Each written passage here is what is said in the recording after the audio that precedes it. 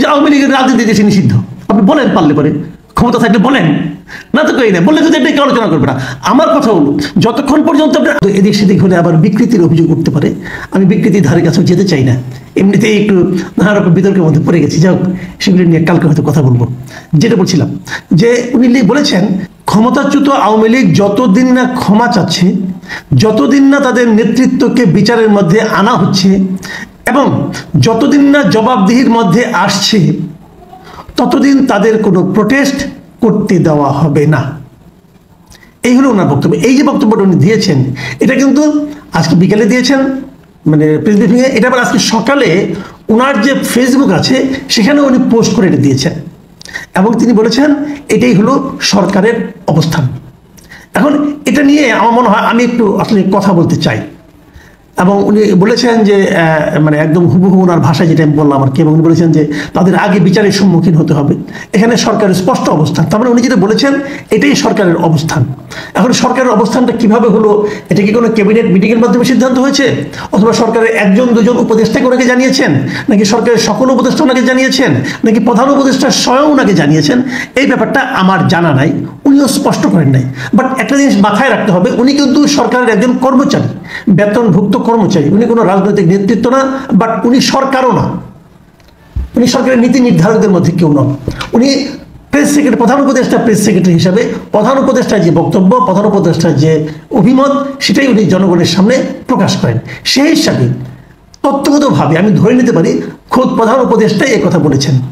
যদি এই কথা প্রধান উপদেষ্টা বলে থাকেন, আমি এটাকে প্রধান উপদেষ্টার বক্তব্য হিসেবে বিবেচনা করব, কারণ ওনার প্রেস সেক্রেটারি বলেছেন, তো ওনার কথার বাইরে তো উনি বলবেন না, উনি তো বানিয়ে বানিয়ে বলবেন না। কাজে আমি এটাকে প্রধান উপদেষ্টার বক্তব্য হিসেবে নিচ্ছি। তাহলে প্রধান উপদেষ্টা কি বললেন? তিনি বললেন যে আওয়ামী লীগকে কোনো ধরনের রাজনৈতিক কর্মসূচি মানে প্রোটেস্ট করতে দেওয়া হবে না। খুব ভালো, এতে আমার কোনো আপত্তি নেই। তার আগে আমার একটা প্রশ্ন, আমাদের প্রধান উপদেষ্টা অথবা আমাদের প্রধানমন্ত্রী যে পদটা, ওনারা কি চাইলে আইনের বাইরেও কোনো কিছু বলতে পারেন? এটা আমার বেসিক পয়েন্ট। আইনে জানি সেটাকে ওনারা বলতে পারেন? যদি পারেন তাহলে বা কোনো কথা নেই। কিন্তু আমি যতদূর বুঝি, যতটুকু আইন বুঝি, যতটুকু জানি, যে প্রত্যেকটা লোকই কিন্তু আইনের অধীন। একটা দেশে দুটো আইন হয় না, মানে একটা আইন আমার জন্য প্রযোজ্য, আরেকটা আইন প্রধান উপদেষ্টার জন্য প্রযোজ্য, আরও একটা আইন প্রধান উপদেষ্টা প্রেস সেক্রেটারির জন্য প্রযোজ্য, তা হয় না। তাহলে যদি একটা রাজনৈতিক দল থাকে, যদি সেই রাজনৈতিক দলকে নিষিদ্ধ করা না হয়, তাহলে সেই রাজনৈতিক দলকে রাজনৈতিক কর্মসূচি পালনে আপনি বাধা দেবেন কোন আইনে? আমাকে এই জিনিসটা প্লিজ একটু বোঝান। আপনি যদি আওয়ামী লীগকে কোনো কিছু করতে না দেন, একটা হলো অফিসিয়ালি না দেওয়া, আর একটা হলো আনঅফিসিয়ালি না দেওয়া। যেমন বিগত সরকারের আমলে কি হতো? বিগত সরকারের আমলে একেবারে শেষ দিকে এসে জামাতকে নিষিদ্ধ করা হয়েছিল নির্বাহী আদেশে, যার শেষ পর্যন্ত কয়েকদিনের মাথায় যেটা সরকারের পতন ঘটল। তার আগ পর্যন্ত জামাতকে কিন্তু নিষিদ্ধ করা হয়নি, কিন্তু জামাতকে আনঅফিসিয়ালি কোনো ধরনের কর্মকাণ্ড, রাজনৈতিক কর্মকাণ্ড করতে দেওয়া হতো না। এটা সবাই জানতো, সবাই প্রতিবাদ করতো। আমি নিজেও বহুবার প্রতিবাদ করেছি, বহুবার বলেছি আপনারা তো জামাতকে অফিসটা পর্যন্ত খুলতে দেন না।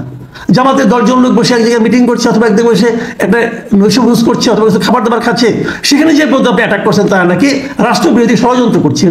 অথবা এমনও বলা হয়েছে, বসেও নাই, আগেই বলা হয়েছে যে রাষ্ট্রবিরোধী ষড়যন্ত্র করার পরিকল্পনা করছে। তাদের পরিকল্পনা আপনি বুঝে ফেলেছেন পুলিশ।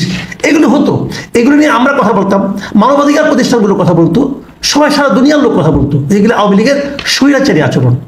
আপনি একটা যতক্ষণ পর্যন্ত একটা পলিটিক্যাল পার্টি, দেশে বৈধ পলিটিক্যাল পার্টি, যতক্ষণ পর্যন্ত তার কর্মকাণ্ডের উপর কোনো নিষেধাজ্ঞা জারি না করা হয়েছে, ততক্ষণ পর্যন্ত তাদেরকে কোনো কিছু করতে না দেওয়াটা একটা অপরাধ।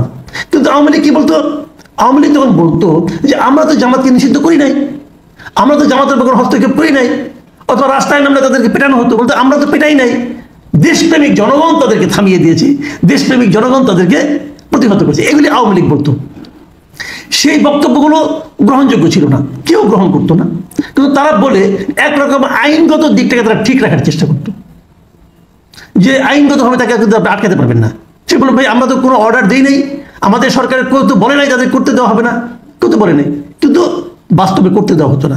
একই কাজ হতো ছাত্র দলের ক্ষেত্রে, একই কাজ হতো বিএনপির ক্ষেত্রে, সবার ক্ষেত্রেই তারা কাউকে কিছু ওরকম জোরালো কোনো অনুষ্ঠান, জোরালো কোনো মানে আপনার কর্মসূচি পালন করতে দিত না। ঢাকায় মহাসমাবেশ করবে, সেটা নিয়ে নানা নাটক টাটক করে ঠেলে দিয়ে পাঠাইতো গোলাপবাগ মাঠে, হয়তো অন্য কোথাও, কিন্তু বলতো না যে এই সমাবেশ আপনাকে করতে দেওয়া হবে না। সরকারের এই পর্যায়ে লোক তো বলতোই না, নানা অজুহাত দেখাতো, ডিএমপি কাছে যান, ডিএমপি না করতো, অমুক করতো, এগুলি হতো। কিন্তু এখন কি হচ্ছে, ডক্টর ইউনূস নিজেই বলছেন, আমি আবার বলছি, শফিকুল আলম কথাকে আমি ডক্টর ইউনূসের কথা বলে বিবেচনা করব, কারণ উনি ডক্টর ইউনূসের প্রেস সচিব, মানে প্রেসের সঙ্গে ডক্টর ইউনূসের বক্তব্যটা উনি কনভে করেন, নিশ্চয়ই উনি বলেছেন এই কথা বলার জন্য। আবার উনি দায়িত্ব নিয়ে বলেছেন এটাই নাকি সরকারের স্ট্যান্ড, তাহলে সরকারের অবস্থা স্পষ্ট। তাহলে আমি বলতে চাচ্ছি যে ডক্টর ইউনূস তাহলে কিভাবে বলেন যে তাদের কোনো কর্মসূচি পালন করতে দেওয়া হবে না? আপনার তো নির্বাহী ক্ষমতা আছে, আপনি নির্বাহী ক্ষমতা প্রয়োগ করে আওয়ামী লীগকে নিষিদ্ধ করে দেন, তারপর আপনি বলেন যে নিষিদ্ধ রাজনৈতিক দলকে আমরা কোনো কর্মসূচি পালন করতে দেব না। তা করেন না কেন? সেটা করেন না এ কারণে যে আপনি আপনার যারা ইউরোপিয়ান লোকজন আছে, ইউরোপিয়ান যে বন্ধুরা আছে, তাদের কাছে আপনি লজিক দিয়ে বোঝাতে পারবেন না যে একটা পলিটিক্যাল পার্টিকে এই কারণে নিষিদ্ধ করা যায়, পারবেন না, তারা এগুলি করে না। তা আপনি করতে পারছেন না দিক দিয়ে, কিন্তু আবার আপনি আপনার সরকার স্পষ্ট বলছে করতে দেওয়া হবে না। আপনি এটা কি করে বললেন? আপনি যদি বলতে পারেন সরকার একটা প্রোক্লামেশন জারি করুক, বলুন আইনটা চেঞ্জ না করবেন, ততক্ষণ পর্যন্ত আপনাকে আইন মানতে হবে। যখন আপনি আইন পরিবর্তন করবেন তখন আপনি যাইতে থাকবেন, কোনো সমস্যা নাই। যে কথাগুলি বলা হয়েছে ভাবুন, আমি আবার কথাগুলি আরেকবার পড়ি। বাংলাদেশে যতদিন না তারা ক্ষমা চাচ্ছে, তার ততদিন করতে হবে। ক্ষমা চালিয়ে দিবেন কেন দিবেন? আমি তো তাও আপনার পক্ষে না। যদি তারা ক্ষমা চায় তাতে কি আসে যায়? আমি তো তাদের বিচার দাবি করছি, তাদেরকে আপনি বিচার করবেন, প্রত্যেকটা অপরাধীকে আপনি বিচার করবেন। যারা যারা এই জুলাই অভ্যুত্থানের সময় সাধারণ মানুষের উপর নির্যাতন করেছে, গুলি করেছে, হত্যা করেছে, এর সঙ্গে চেইনের যত লোক জড়িত, যিনি আদেশ দিয়েছেন, যিনি অনুমোদন করেছেন, যিনি গুলি চালিয়েছেন, প্রত্যেকটা জড়িত লোককে বিচারের আওতায় আনতে হবে এবং তাদেরকে দৃষ্টান্তমূলক বিচার করতে হবে। তো উনি ক্ষমা চাইলে আপনি বিচার করতে দেবেন? তারপর বলছেন যতদিন না তাদের নেতৃত্বকে বিচারের মধ্যে আনা হচ্ছে, তা আনেন না কেন? বিচারের মধ্যে আনার দায়িত্ব কার? আপনার সরকারের। আমাদের বিচারের মধ্যে আনতে পারছেন না কেন? এবং বিচারের মুখোমুখি করা হচ্ছে, মুখোমুখি করার দায়িত্ব তো আপনার, এটা আপনি করতে পারছেন না কেন? তো আপনার অযোগ্যতা, আপনার ব্যর্থতার জন্য আপনি আরেকজনকে দায়ী করবেন কিভাবে? যতদিন না তাদের জবাবদিহির মধ্যে আসছে, এটা তো আপনি দায়িত্ব, জবাবদিহি আপনি তৈরি করবেন, আপনি ক্ষমতায় আছেন। যে কাজগুলো আপনি করতে পারছেন না তার জন্য আপনি আরেকজনের উপর দায় চাপাবেন কেন? আচ্ছা, এখন আমি শেষ প্রশ্নটা করে ছেড়ে দিই।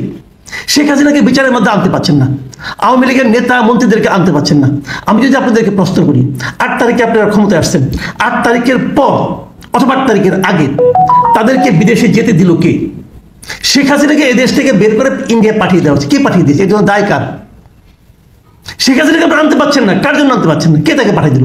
তাকে ধরেন, তাকে জিজ্ঞাসা করেন তুমি কেন পাঠিয়ে দিলে বিদেশে। অথবা ওবায়দুল কাদের খবর আমরা জানি, এতদিন ওরা দেশে ছিলেন, তারপর উনি পালিয়ে গেলেন। কে, কার জন্য উনি লুকিয়ে থাকতে পারলেন? কার জন্য উনি পালিয়ে যেতে পারলেন? তাকে ধরতে পারছেন? পারেন না কেন? এ দায় কার? আবার অনেক নেতাকে আমরা দেখেছি তারা দেশে আটকানো ছিল, তারপর তারা চলে গেল, চলে যেতে পারলো। কেন যেতে পারলো? কার কারণে যেতে পারলো? তাদেরকে ধরেন, তাদেরকে জিজ্ঞাসা করেন। এ দায় কার? এই দায়িত্ব আপনাদের। আপনাদেরকে একটা দায়িত্ব দেওয়া হয়েছিল, আপনারা ক্ষমতায় গিয়েছেন। আপনাদের কাছে আমরা কি আশা করেছিলাম? যে প্রত্যেকটা অপরাধীরা আপনারা বিচার করবেন। অপরাধী বিচার করতে পারলেন না কেন? অপরাধীকে পালিয়ে যেতে দিলেন কেন? অপরাধীকে ধরে রাখতে পারলেন না কেন? অপরাধীদের বিচারের মুখোমুখি করতে